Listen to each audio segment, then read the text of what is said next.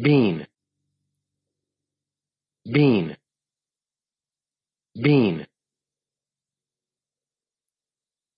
Straw, straw, straw. Groan, groan, groan.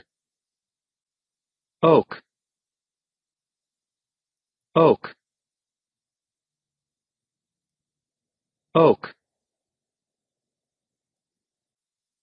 Torn, torn, torn. One day, late in the autumn, my master had to make a long journey for his business. I was put into the dog cart, and John went with his master. I always liked to go in the dog cart, because it was so light, and the high wheels ran along so pleasantly. It was raining hard, and now a strong wind blew the dry leaves across the road in the rain. We went along happily till we came to a toll gate and a low wooden bridge. The man at the gate said the river was rising fast, and he feared it would be a bad night. When we went across the bridge, in one low part of the road, the water was halfway up to my knees. But as master drove gently, it was not a problem. When we got to the town, of course, I had a good meal. However, as the master spent a long time on his business, we did not start for home till rather late in the afternoon.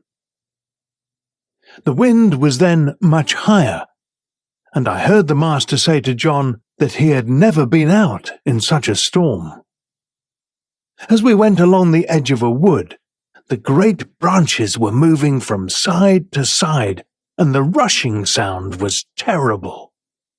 "I wish we were well out of this wood," said my master. "Yes, sir," said John. "It would be rather hard to manage if one of these branches came down upon us." The words were hardly out of his mouth when there was suddenly a groan and a crack and a splitting sound. An oak, torn up by the roots, fell down across the road just before us. I stopped still. I would never say I was not frightened, because I was. Of course, I did not turn round or run away. I was not brought up to that. John jumped out and was in a moment at my head. "That was a very narrow escape," said my master. "What's to be done now?" "Well, sir, we can't drive over that tree nor get round it. There's nothing we can do but go back to the crossroads. That'll be 6 miles before we get round to the wooden bridge again. It will make us late, but the horse is fresh." So we went back to the crossroads. By the time we got to the bridge, it was dark, and we could just see that the water was over the middle of it. The master did not stop. We were going along at a good pace. But the moment my feet touched the first part of the bridge, I felt sure there was something wrong. I dare not go forward, and I made a dead stop. "Go on, Beauty," said my master, and he gave me a touch with the whip, but I dare not move. He gave me another sharp whip. I jumped, but I dared not go forward. "There's something wrong, sir," said John, and he sprang out of the dog-cart and came to my head and looked all round. He tried to lead me forward. "Come on, Beauty, what's the matter?" Of course, I could not tell him, but I knew very well that the bridge was not safe. Just then the man at the toll gate on the other side ran out of the house, crazily moving a torch side to side. "Stop! Stop!" he cried. "What's the matter?" shouted my master. "The bridge is broken in the middle, and part of it is carried away. If you go on, you'll fall into the river." "Thank God," said my master. "You beauty," said John. He took the bridle and gently turned me round to the right-hand road by the riverside. It grew darker and darker, and the wind died down. I walked quietly along, the wheels hardly making a sound on the soft road.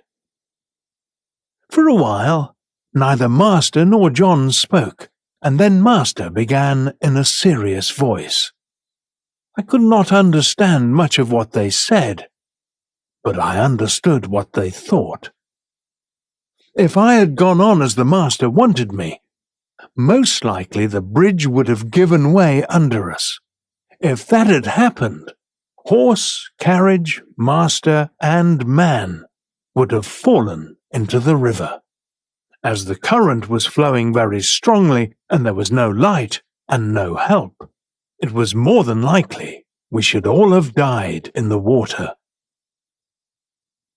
At last we came to the park gates, and John took me to the stable.